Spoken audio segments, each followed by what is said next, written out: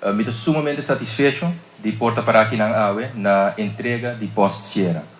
Como governo, é importante para criar condições de trabalho adequado para empregado. E nós podemos constatar que o brandweer para pouco tempo não arranha a atenção que o Estado merece.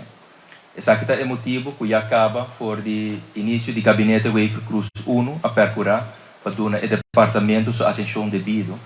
Pero a realidade está também que todo diferente contratempo para o que trata é organização interna. E essa aqui a causa também por certo projeto não atarda.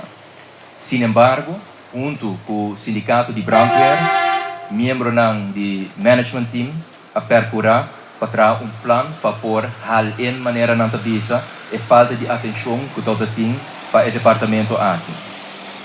E pensei por de início do gabinete Wafer Cruz 2021 para exato a aprovar 7 milhões de florins adicional para começar a remediar a situação na brandweer. Essa aqui é o resultado que o ano passado por buscar uniforme novo para tour esta que está na brandweer, por buscar também material novo que forma parte da persoonlijke uitrusting de empregado maneira ta helm, perslucht, laarzen e handschoenen. Pero também a percurar para compra de truck novo, renovação de meldkamer de brandweer, pero também a iniciar com opleidingen que para hopi tempo está pegar.